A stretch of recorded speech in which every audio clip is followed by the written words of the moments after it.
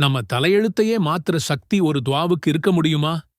நம்ம வாழ்க்கையில் இருக்கிற பொருளாதாரம், ஆரோக்கியம், உறவுகள்னு எல்லா பிரச்சனைகளையும் ஒரே நேரத்துல சரி செய்யக்கூடிய ஒரு அதிசய துவா இருக்குன்னு சொன்னா நம்புவீங்களா? நம்மில் பலரும் வாழ்க்கையை ஒரு பெரிய போராட்டமா நினைக்கிறோம். கடன் பிரச்சனை கழுத்தை நெரிக்குது. திடீர்னு வர்ற நோய்கள் நம்ம உழைப்பையும் சேமிப்பையும் காலி பண்ணிடுது. குடும்பத்துல நிம்மதி இல்ல, மனசுல அமைதி இல்ல.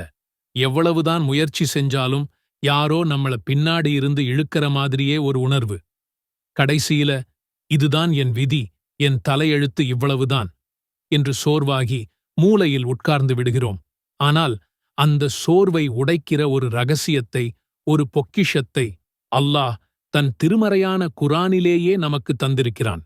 ஆமாம், அது ஒரு அதிசய துவா. உங்க வாழ்க்கையோட எல்லா கஷ்டங்களையும் சரி பண்ணி, இம்மையிலும் சரி மறுமையிலும் சரி உங்களுக்கு வெற்றியை தேடித் தரும் ஒரு சக்தி வாய்ந்த பிரார்த்தனை.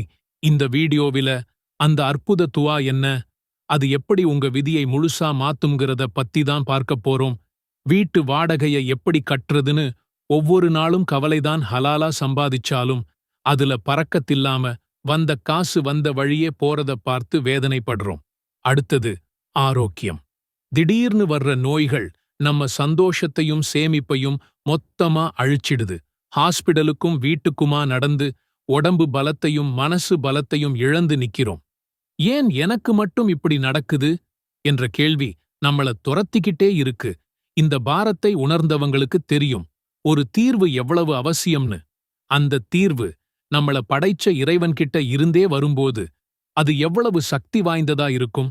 இங்குதான் நம் உயிருக்கும் மேலான முஹம்மது நபி ஸல்லல்லாஹு அலைஹி வஸல்லம் அவங்களோட வழிகாட்டுதல் நமக்கு வெளிச்சம் காட்டுது. அவங்க தன்னோட வாழ்க்கையில மிக அதிகமாக ஒரே துவாவை ஒதுக்கிட்டே இருந்தாங்க. அது வெறும் வார்த்தைகள் இல்லை, அது ஒரு முழுமையான வாழ்க்கை முறை. இந்த உலகத்துக்கும் மறுமைக்குமான அத்தனை நன்மைகளையும் உள்ளடக்கிய முழுமையான துவா. அந்த பொக்கிஷமான வாழ்க்கையை மாற்றும் அதிசய துவா திருக்குரானின் 2வது அத்தியாயமான சூரத்துல் பகராவின் 201வது வசனத்தில் இருக்கு. இதோ அந்த துவா. ரப்பனா ஆத்தினா ஃபித் துன்யா ஹஸனதன் வஃபில் ஆখিরাতি ஹஸனதன் வகினா அஸாபன் நார். எங்கள் இறைவனே, எங்களுக்கு இவ்வுலகில் நன்மைகளைத் தருவாயாக, மறுமையிலும் நன்மைகளைத் தருவாயாக, இன்னும் எங்களை நரக நெருப்பின் வேதனையிலிருந்தும் காத்தருள்வாயாக. இது ஒரு முழுமையான பிரார்த்தனை. நீங்க பணக்கஷ்டத்தில் இருந்தா இந்த துவாவில் இருக்கிற துன்யா ஹசனா உங்களுக்கு பறக்கத்தான செல்வத்தையும் கொடுக்கும். நீங்க நோயில் இருந்தா அது பூரண ஆரோக்கியத்தையும் கொடுக்கும். உங்க குடும்பத்துல பிரச்சனையா, அது மன அமைதியையும் நல்ல உறவுகளையும் கொடுக்கும். நீங்க எதை மனதில் நினைத்து கேட்டாலும் அந்த நோக்கத்தை அல்லாஹ் அறிவான், அதற்கேற்ப நன்மையை வழங்குவான். இதை உங்க அன்றாட வாழ்க்கையின் ஒரு பகுதியா மாத்திக்கோங்க.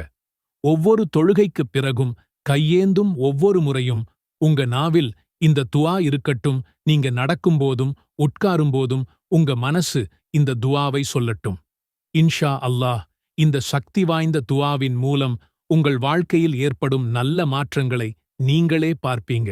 உங்கள் பொருளாதாரத்தில் பறக்கத்துண்டாகும், உங்கள் ஆரோக்கியம் சிறப்பாகும், உங்கள் உறவுகளில் அமைதி வரும். எல்லாவற்றுக்கும் மேலாக உங்கள் மனசுல ஒரு நிம்மதியும் அல்லாஹ்வின் மீது அசைக்க முடியாத நம்பிக்கையும் பிறக்கும். அல்லாஹ் நம் அனைவரின் துவாக்களையும் ஏற்று இம்மையிலும் மறுமையிலும் நமக்கு ஹசனா எனும் நன்மைகளை தந்தருள்வானாக. ஆமீன். அல்லாஹும்ம இன்னி அஊது பிக மினல் ஹம் வல் ஹஸன் வல் அஜ்ஸி வல் கஸலி வல் புக்லி வல் ஜுப்ன் வதலஇத் தைன் வகலபத்திர் ரிஜாலி. துவாவின் பொருள்: இறைவா, வருங்காலத்தைப் பற்றிய கவலையிலிருந்தும் நடந்து முடிந்துவிட்டவை பற்றிய துக்கத்திலிருந்தும் இயலாமையிலிருந்தும் சோம்பலிலிருந்தும கஞ்சத்தனத்திலிருந்தும் கோழைத்தனத்திலிருந்தும் கடன் சுமையிலிருந்தும் பிற மனிதர்களின் அடக்குமுறைகளிலிருந்தும் நான் உன்னிடம் பாதுகாப்பு கோருகிறேன். இந்த துவாவை கத்துக்கிட்ட அபூ உமாமா என்ன சொன்னார் தெரியுமா? நபி ஸல்லல்லாஹு அலைஹி வஸல்லம் சொன்ன மாதிரியே நான் காலையிலையும் சாயங்காலமும் இதை ஓதிட்டு வந்தேன். அல்லாஹ் என் கவலை எல்லாத்தையும் காலி பண்ணிட்டான், என் கடன் எல்லாத்தையும் அடைக்க ஒரு சூப்பரான வழியையும் காட்டிட்டான். சுபஹானல்லாஹ். இது என்ன மாதிரியான ஒரு பவர்ஃபுல் துவா? நண்பர்களே, கஷ்டங்கள் நம்மள வீக் ஆக்குறதுக்கு வரல, நம்மள ஸ்ட்ராங் ஆக்குறதுக்கு தான் வருது. நாம யாருகிட்ட கேட்கணுமோ அந்த ஒட்டுமொத்த பிரபஞ்சத்தோட ஓனர் கிட்ட டைரக்டா கேட்கிற ஒரு சான்ஸை இந்த கஷ்டங்கள் கொடுக்குது. நாம இன்னைக்கு கத்துக்கிட்ட இந்த துவா சும்மா வார்த்தைகள் கிடையாது. இது ஒரு வெப்பன்.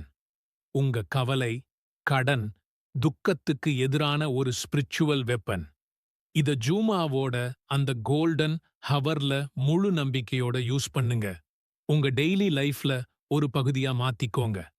கண்டிப்பா அல்லாஹ் உங்க கவலைகளை சந்தோஷமா மாத்துவான். உங்க கடனை அடைக்க அவனே வழிகாட்டுவான். உங்க வாழ்க்கையில நிம்மதியும் வெற்றியும் நிரம்பி வழியும். வழிகளும் அடைந்துவிட்டது போல உணர்கிறோம். ஆனால் நம்பிக்கைக்கான ஒரு கதவு மட்டும் எப்போதுமே திறந்தே இருக்கிறது. அதுதான் துஆ, பிரார்த்தனை. அது நம்மை படைத்த இறைவனோடு நாம் நேருக்கு நேர் பேசுகிற ஒரு உரையாடல். அல்லாஹ் திருக்குரானில் சொல்கிறான், என்னிடமே கேளுங்கள், நான் உங்கள் பிரார்த்தனைகளுக்கு பதிலளிக்கிறேன். இது வெறும் வார்த்தைகள் இல்லை, இது அல்லாஹ்வின் வாக்குறுதி. நம்முடைய பிடரி நரம்பை விட நான் உங்களுக்கு மிக அருகில் இருக்கிறேன் என்றும் இறைவன் கூறுகிறான். அப்படியென்றால் நம்முடைய குரலை கேட்க அவனுக்கு யார் மூலமாகவும் நாம் செல்ல வேண்டியதில்லை. இதற்கு ஒரு மிகச்சிறந்த உதாரணம் யூனுஸ் நபி அலைஹிஸ்ஸலாம் அவர்களின் வாழ்க்கை.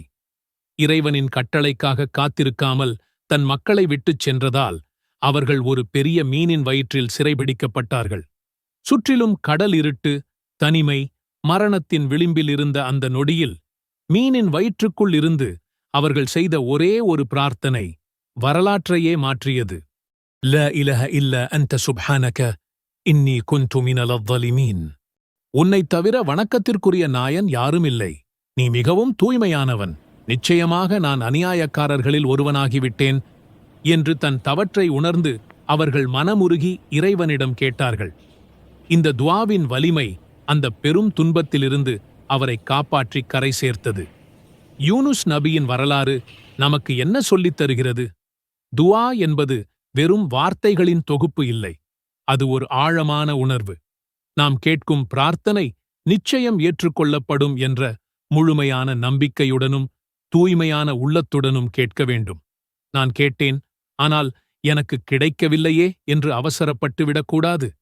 பாவமான காரியங்களுக்காகவோ அல்லது உறவுகளை முறிப்பதற்காகவோ ஒருபோதும் பிரார்த்திக்கக்கூடாது. தூய்மையான எண்ணத்தோடு கண்ணீருடன் கேட்கப்படும் பிரார்த்தனை நிச்சயம் இறைவனைச் சென்றடையும். உங்கள் பிரச்சனைகள் ஒரு மலை போல பெரிதாகத் தோன்றலாம்.